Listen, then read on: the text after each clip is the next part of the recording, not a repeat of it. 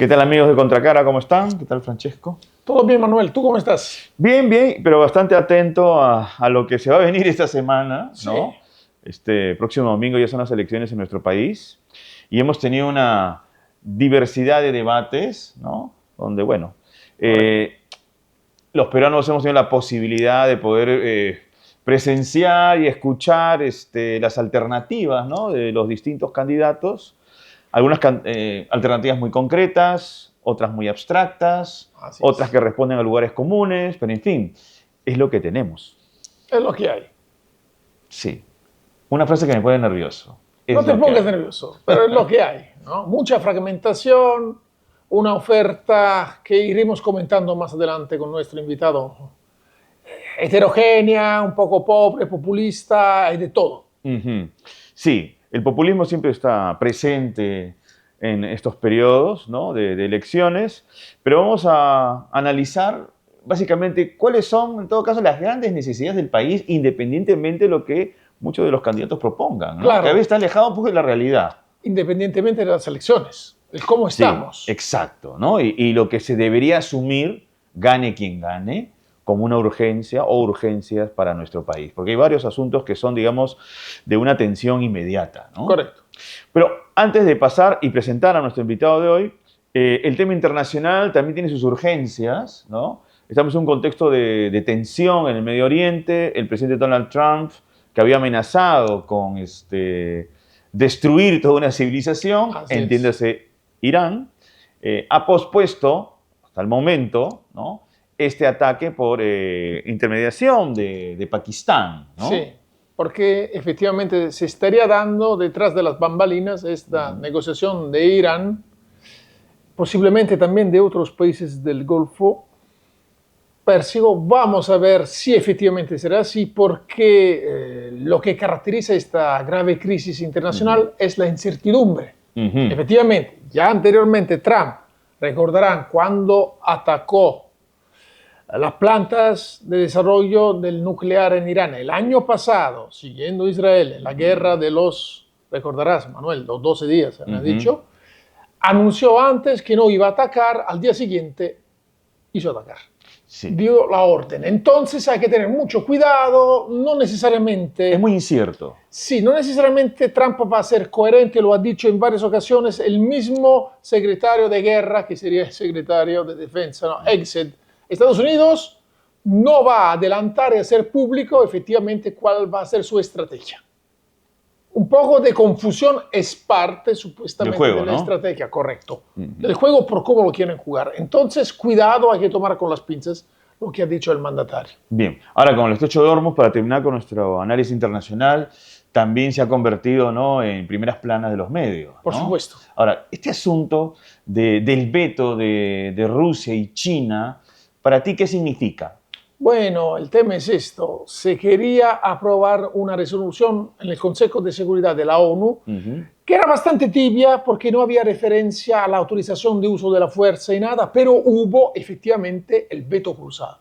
En este caso, hemos tenido el veto tanto de la Federación de Rusia como de China. Claramente es para expresar la alineación que tienen estas dos potencias con Irán, directa o indirectamente. Entonces, una vez más, nos está enseñando en la coyuntura que el Consejo de Seguridad de la ONU, por cómo está diseñado, por el tema del poder de veto de las grandes potencias, las 5 potencias, lamentablemente no funciona. Y no puede solucionar crisis como estas. Sí, bueno, hace tiempo que no puede ser una crisis Así es. de estos niveles. La guerra en Ucrania, recuerda, Bueno, Manuel, que sigue pendiente, la crisis ¿no? palestina, por supuesto, y ahorita también eso. Y otras guerras, ¿no?, que de Correcto. pronto no son primeras planas, ¿no?, de los Correcto. medios en el África, como bien lo has dicho, y que también merecería, en todo caso, la intervención. Atención. Sí, sí, sí. Correcto. Bueno, amigos, ahora vamos a presentar a nuestro invitado, ¿no?, del programa. Vamos a tener una entrevista, supongo que es muy interesante, con el director del diario Correo, Iván Slokovich, a quien le damos la bienvenida a Contracara UPS TV. Iván, ¿cómo estás? ¿Qué tal? Bienvenido a Contracara. Bienvenido, muchas gracias. ¿Cómo están, Francesco? Manuel, ¿cómo estás? Un gusto, un saludo para ambos. Muchas gracias, Iván. Fíjate, Iván, Ya este domingo tenemos las elecciones y ya hemos pasado por toda esta etapa de debates y de pronto todavía hay un porcentaje de la ciudadanía que no decide su voto. Sin embargo, para muchos esta falta de decisión o aparente decisión también se debe a que muchos de los candidatos, sobre todo aquellos que posiblemente estén con posibilidad, de valga la redundancia, de poder pelear una segunda vuelta, advierten que de pronto no se proponen asuntos muy concretos y sobre todo asuntos muy viables, ¿no? Lo que se ha tenido básicamente son propuestas de tipo populista. No sé tú cómo analizas el contexto de estos debates que ahora el electorado lo tiene en su imaginario. Bueno, sí, ¿cómo están? Ante todo, hemos tenido un debate sui generis, nunca hemos tenido un debate con tantos candidatos. No ha sido el mejor formato para que los candidatos también puedan explayarse y dar propuestas que la gente necesita. Hemos tenido una campaña con un interés mínimo durante meses. La campaña ha comenzado prácticamente en la última semana de marzo con los debates, cuando hemos visto rostros que ni siquiera sabíamos que estaban candidateando, nombres que nunca habíamos escuchado en los últimos años, algunos rostros que parecían olvidados y que con el debate han tenido un resucitar, como el que llama es el caso de Belmont, o también algunas figuras controvertidas que han tratado de moderarse, pero lo que menos hubo en estos debates fue propuestas, que es lo que el país necesita para su desarrollo, para salir de la crisis política, una crisis que nos ha llevado a tener 8 presidentes en 10 años, 3 congresos en 10 años cuando hemos debido tener 2, porque se habla mucho de los presidentes, pero también hemos tenido 3 congresos, ¿no? Un congreso transitorio de año y medio, luego el cierre de Vizcarra en el 2019. Entonces, lo que sí ha generado este debate y que también coincide con el fin de la campaña y la proximidad de la elección es un movimiento en las encuestas hasta donde se pudo conocer, que fue el domingo, ¿no?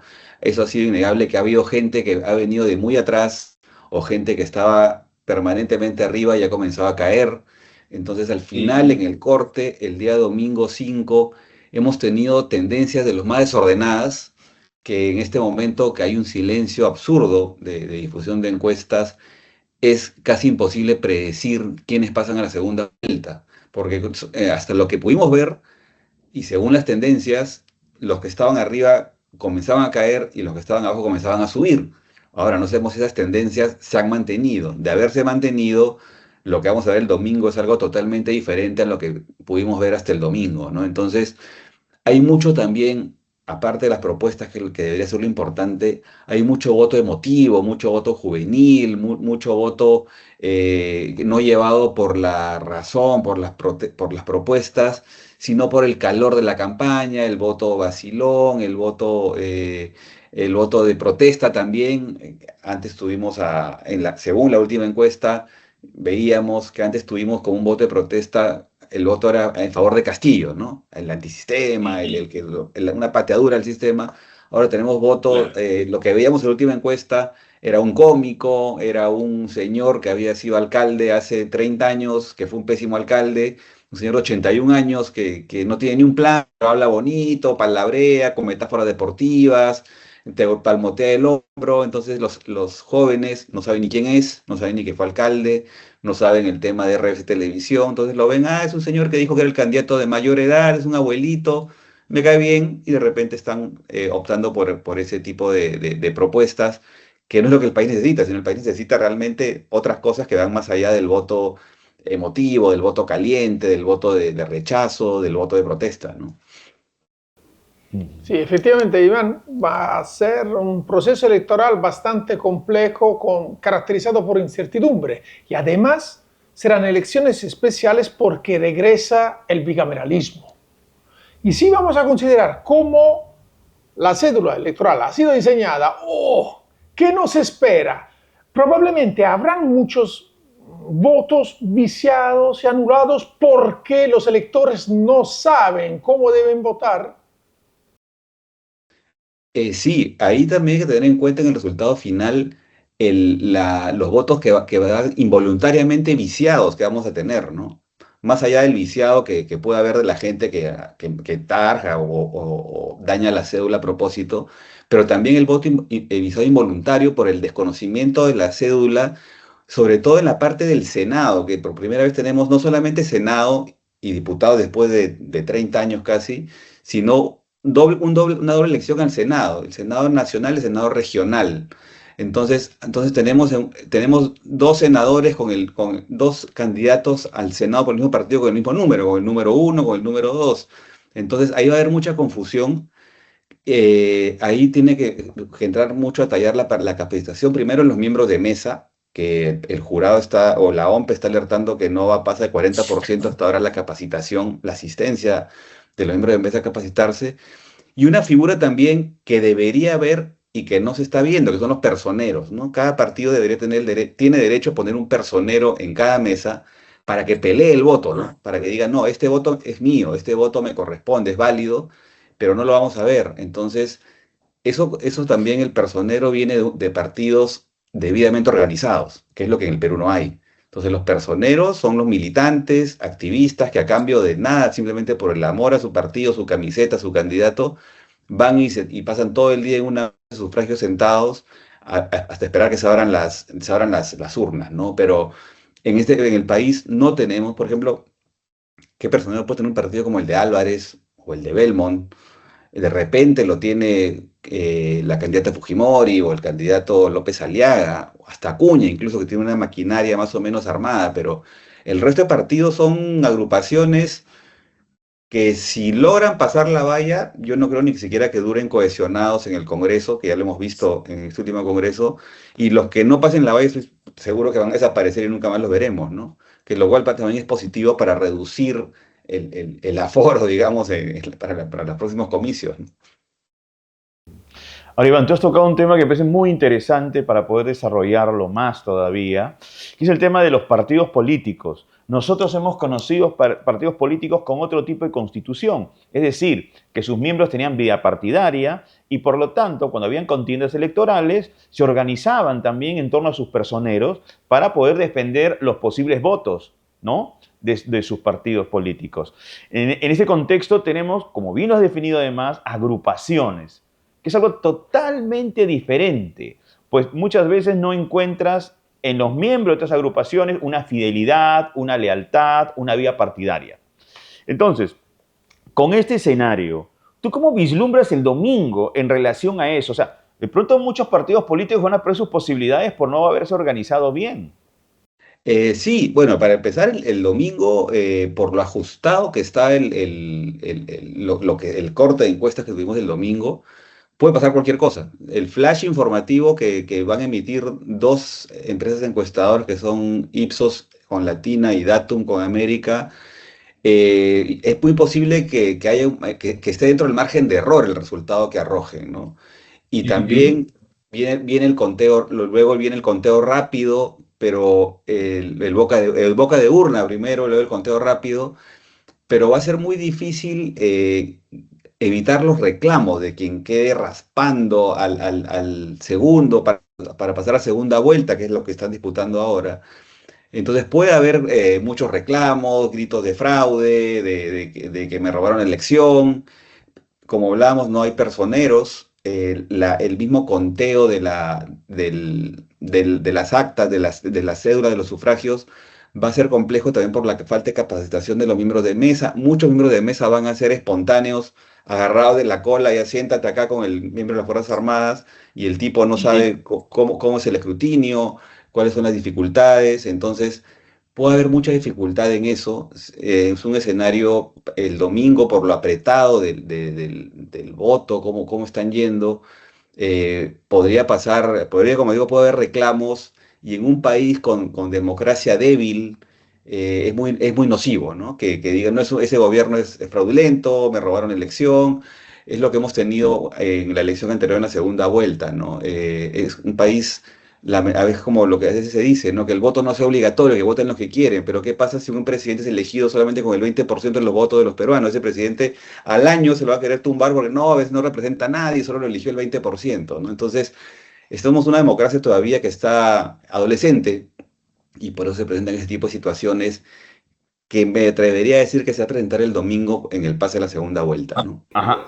Ahora, solo para matizar, Francesco, Iván, El tema de la debilidad de la figura presidencial es un asunto bastante preocupante, ¿no? Porque gane quien gane, de pronto no va a tener pues, una mayoría congresal, potente, poderosa, y más bien va a estar expuesto, ¿no?, a los caprichos de las tiendas políticas que logren en todo caso una hegemonía, y de pronto un presidente puede durar 6 meses o un año, porque justamente el tema de la vacancia va a ser un asunto que va a estar presente. ¿Cómo tú vislumbras el tema de que hay un Congreso? No sé si puede existir un Congreso responsable que le solicite al Tribunal Constitucional que defina realmente bien qué cosa es una vacancia y en qué circunstancias se tendría que dar una vacancia, ¿no? O sea, la incapacidad moral quedó como una definición sumamente ambigua. Sí, los constituyentes del 9-3 dejaron esa ventana abierta y el tribunal y el TC ya ha aclarado incluso que la vacancia, la incapacidad moral no necesariamente es incapacidad moral, también puede ser una incapacidad en la gestión, que es lo que se le atribuyó a Dina Boluarte. Recordemos que Dina Ujú. Boluarte cae no porque la acusan de robo o porque la acusan de haber recibido coimas, la acusan porque hubo una balacera en Chorrillos y mataron a un músico o en un concierto de música hubo una balacera. Entonces, lo que se le atribuyó fue incapacidad para gobernar porque es incapaz de tener la violencia. Entonces, esa incapacidad moral permanente es un cajón desastre, ¿no? Claro. Y eso lleva, como mencionas, a la debilidad de los presidentes, que son elegidos también por estas minorías, porque no hay mayoría ahí. Y un presidente parece, según lo que vemos en las proyecciones hasta el corte, va a haber un Congreso, si bien no con, o sea, un Congreso al menos con unas 5 bancadas o 6, pero eso se va a dividir, luego esas bancadas pequeñas de partidos combi, partidos de triple A, van a terminar fragmentadas, va a tener grupitos, esas bancadas, país, yo amo mi país, país grande, vive el Perú, entonces esas bancadas de 6, de 5 congresistas, que son las que al final definen la permanencia de un presidente. O sea, por ejemplo, y eso lo estamos publicando mañana en correo, ¿quiénes son los vicepresidentes de los candidatos que tienen posibilidad de ganar? Porque hay que dar una mirada a ellos también. O sea, para que después también la gente no diga, no, yo voté por este señor, pero no por el que lo relevó. Y tú has votado por una plancha que viene, que es indisoluble, ¿no? Entonces, y la verdad que la plancha que estamos viendo, hay gente realmente preocupante, ¿no? La plancha de Belmo es un señor, el segundo es un señor que ha sido ministro de Castillo. La plancha de Carlos Álvarez es una señora que era castillista. La plancha del señor López Chau es un ex secretario general de la CGTP, que se define como marxista-leninista maoísta. Entonces, hay un peligro ahí también que el lector debe ir más allá del candidato, y que sería ideal, por lo menos que vea al candidato lo que hay, lo que es él, lo que propone, y quién viene detrás, quién está en su bancada, quiénes podrían gobernar. Ya hemos tenido gente, por ejemplo, que ha salido, como en el caso de Castillo, en el partido Perú Libre, que salió elegida sin saber cómo salió elegida, ni ellos mismos lo saben, por el voto de arrastre, ¿no? Entonces marcaron el símbolo, salieron elegidos y luego al poco tiempo Castillo fue expulsado del partido, Dina Boluarte tampoco era el partido, le dieron la espalda y al final el país sigue en permanente crisis.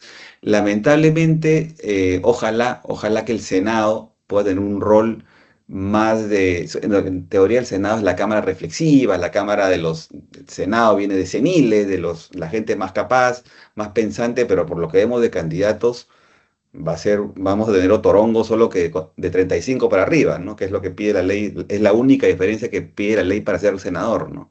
A diferencia de diputados 25. Entonces no hay mayor requisito, no piden mayores pergaminos profesionales, académicos, nada, solamente tener 35 para arriba para el Senado, ¿no? Entonces, yo no soy muy optimista del Congreso, creo que vamos a tener un Congreso, y por los candidatos que estamos viendo también con antecedentes, con problemas judiciales, con temas de violencia familiar en el hogar, con sentencias. Yo creo que no soy muy optimista de que hemos aprendido la lección en este quinquenio que está terminando, ¿no? Sí, Creo que la efectivamente, Iván. inestabilidad del presidente va a seguir siendo un permanente problema para el país. Sí, por lo que estamos diciendo, entonces necesitaríamos de un voto informado y necesitaríamos esencialmente también considerando la gran relevancia que va a tener ahora el Congreso bicameral, de entender, sobre todo los ciudadanos electores, la gran relevancia de la composición de las dos cámaras, porque en el desequilibrio que se ha generado en estos últimos años, prácticamente es más importante la conformación del Congreso que no quién será presidente, porque podría ser vacado. En este contexto, Iván, ¿cómo se inserta el discurso populista en estas elecciones, tanto por parte de candidatos a la presidencia como candidatos al Congreso? ¿Se vislumbra un gran discurso populista? ¿Las propuestas que se han presentado son efectivamente propuestas que se puedan realizar, o es un libro de los sueños? Viables, ¿no? Viables. Sí, viables. Es algo viable. ¿Hay viabilidad? Mucho, ¿Hay viabilidad? por lo que hemos En escuchado. Correo hemos analizado mucho las propuestas, contamos con el apoyo de Evidenza, que aterrizaba las propuestas de los candidatos y las llevaban, las confrontaban con la realidad, especialmente económica, ¿no? Porque acá ofrecen de todo, ofrecen más policías, lo cual también cuesta, aparte de pensiones, dinero, colegios, aulas, un psicólogo por colegio. De verdad que ha habido un divorcio completo entre lo que están proponiendo de manera desesperada. Hemos visto hasta pensiones de 5.000 soles a los profesores, a los adultos mayores.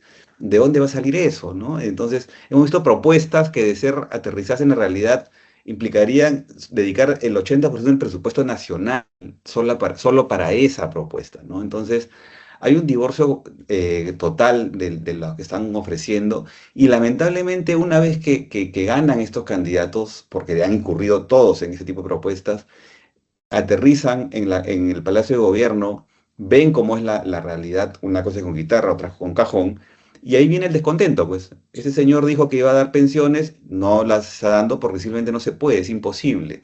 Ese señor dijo que haría un tren, Tumbes Tacna en el segundo año, y no hay tren porque no hay plata. Era un gran cuento, una gran fantasía esa propuesta, ¿no? Entonces, ahí viene el descontento, viene el reclamo, viene que no me representa, nos ha engañado, que se vaya.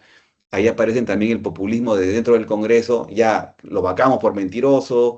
Y luego también, y hay que mencionarlo, ojalá que no lo veamos, pero en el Congreso que está terminando su mandato ha habido mucha infiltración de economías ilegales, muchas mafias. Hace poco han aprobado la extensión de los combis colectivos, de los taxis colectivos en provincias, lo cual los taxis colectivos deberían estar prohibidos, pero por un tema de populismo, de votos de este grupo, de sus familias, le están dando una extensión de 5 años más. Entonces, hay una infiltración de economía, de gente que está poniendo candidatos, está financiando candidatos para que los representen, el tema de la minería ilegal, que es clamoroso, ¿no? Entonces, eso también debe ser conocido por la gente. O sea, y volviendo al tema de las propuestas económicas, imposibles de ser aterrizadas en un país donde tiene que haber disciplina fiscal, disciplina monetaria. Por ejemplo, Roberto Sánchez habla de votarlo a Julio Velarde del BCR, que no ha hecho una buena función. Yo recuerdo una vez en este Congreso que termina funciones, fue Julio Velarde al Congreso, y algunos congresistas, especialmente de izquierda, le increpaban, le reclamaban de por qué, con semejantes reservas en el BCR, no usaban esa plata para préstamo a los informales y a las MIPES, ¿no? Entonces, creían que era un banco como el Banco de Crédito o el BVA, que estaba la plata ahí y que iba a ir un informal. Entonces decían, ustedes están reteniendo esa plata para que la gente vaya a los bancos privados, entonces están favoreciendo a la Confiep, decían, ¿no? Entonces, ese nivel de razonamiento hay en el Congreso que hemos tenido. Falta de Y la- conocimiento, ¿no? Totalmente, desconocimiento y el populismo, ¿no? Entonces, que creen que porque hay reserva, y lo ha ofrecido el mismo López Chao en algún momento, ¿no? Cuando no era candidato todavía, oficialmente, que ese dinero podría agarrarse una parte para fomentar el crecimiento del país. O sea, están totalmente Para fuera hacer de obras, foco, para hacer fuera de lugar. obras.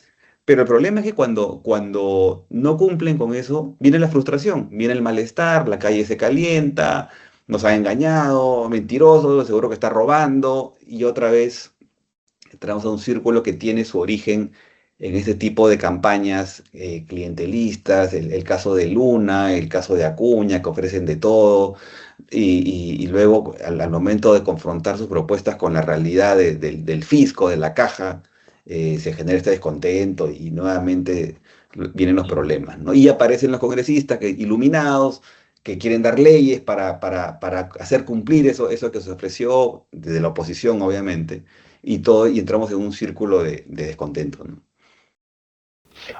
Por todo lo que se ha dicho, disculpe un segundo, Manuel, entonces, casi para cerrar, tenemos que esperarnos después de este domingo que algunos candidatos apelarán a un fraude supuesto electoral y movilizarán parte de sus electorados.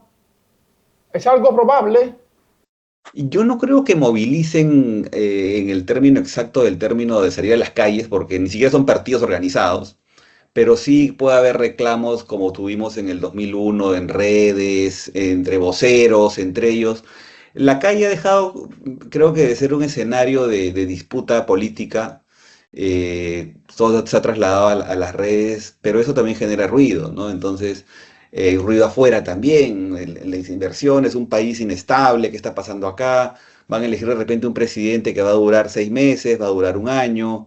Entonces, no es bueno eso, pero por lo ajustado que se está viendo hasta el día domingo, yo creo que sí va a haber algún reclamo de algunas agrupaciones, va a surgir nuevamente la palabra fraude, ojalá que no, pero por los puntos, están todos dentro del margen de error, ¿no? Yo no sé, las pobres, las encuestadoras, cómo estarán haciendo para no dar un resultado también que contribuya a generar desconfianza, ¿no? Sino que sea el preciso, ¿no? Ahora, Iván, para finalizar, qué trágico es lo que vas describiendo, porque se habla pues de un país con muchas carencias, ¿no? Muy precarizado institucionalmente, y hasta ahora no se escucha a nadie, ¿no? Poniendo sobre la mesa asuntos de urgencia, ¿no? Por ejemplo, el tema de la violencia que estamos viviendo, por la delincuencia, no hay propuestas muy claras, viables, idóneas, que tengan que ver con la profesionalización más todavía de la policía, reformas policiales que busquen mayores agentes competentes, o, por ejemplo, la inteligencia artificial. O sea, ya estamos en un mundo que va a cambiar y que va a cambiar de manera radical. Y me estoy refiriendo al mercado laboral. Va a haber muchos trabajos que van a dejar de existir. Y aquí no estamos discutiendo eso, y es un asunto que ya forma parte del presente, ni siquiera estoy hablando del futuro. En China ya han cerrado una diversidad de profesiones. Ya se están proyectando con otro tipo de disciplinas que responden justamente a una colaboración con la inteligencia artificial, ¿no? Sí, acá se apela al facilismo, en el caso que lo mencionas de la inseguridad en las calles, que es el principal problema que todos tenemos. ¿Cuál es la propuesta? La propuesta, la vieja conocida, ¿no? Pena de muerte, ¿no? La pena de muerte no se puede aplicar, ¿no?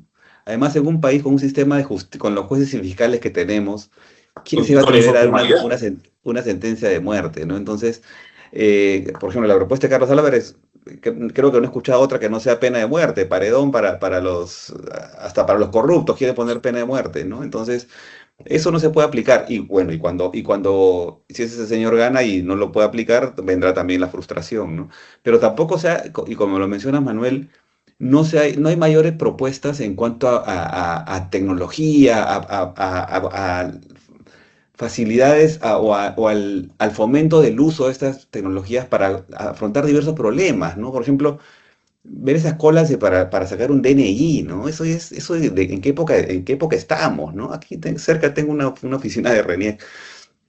Entonces, el tema de la inseguridad también, ¿cómo puede aportar la inteligencia artificial? Creo que no hay ni siquiera una legislación sobre eso en ese momento en el país, ¿no? Y los candidatos no lo están ofreciendo, no lo están viendo, se han quedado en los bonos, se han quedado en el clientelismo, se han quedado en el tema de seguridad en la pena de muerte, se han quedado en el vaso de leche, en los programas sociales, cuando eso debió ser algo en los años 90, cuando hace 36 años cuando Mario Vargas Llosa hablaba del shock, se hablaba de los programas sociales como un paliativo para el momento de la crisis, ¿no? Del shock, pero ya llevamos 35 años y seguimos hasta con un ministerio dedicado a eso, ¿no? Entonces, ese tipo de cosas tendrían que ir ya quedando atrás para dar pie a nuevas profesiones, nuevas oportunidades laborales, nuevas formas de desarrollo. Ustedes que están en la universidad, en la UPC, deben ser pues el portaaviones donde salen los profesionales que van a ver ese tipo van a hacer esos quehaceres, van a encargarse de ese tipo de actividades, pero un Estado que no lo fomenta, que no desarrolla, que no hay legislación, no hay nada. Simplemente a veces vemos noticias de congresistas que apelan a la tecnología para plagiar proyectos de ley de México y de otros países, ¿no? Y ni siquiera se preocupan por borrar bien por cambiar bien los cargos y la redacción, ¿no? Entonces, creo que falta mucho y ojalá que tengamos un gobierno a partir de julio capaz de todos esos desafíos que hay que afrontar y que la tecnología puede ayudar definitivamente a hacerlo mucho más viable, ¿no? O por lo menos relativamente capaz, ¿no? Que ya sería bastante. Sí, al menos, o de repente pues elegimos a alguien que no damos ni un centavo, pero resulta una luminaria, ¿no? Entonces nos da una sorpresa a todos, ojalá, pero bueno, hay que ser optimista en algo, ¿no? Sí, sí, ¿qué nos queda, Iván? Ser optimistas. Bueno, te mandamos un fuerte abrazo. Gracias por participar acá en Contralog UPC TV. Y para la próxima, esperamos que estés acá de manera Pues presencial. encantado. Avísame con anticipación y ahí por ahí estoy. Será un Listo, gusto. un abrazo. Un abrazo. Muchas Gracias. gracias. Bueno, Saludos. amigos, esta ha sido la entrevista con el director del diario Correo, Iván Slokovich.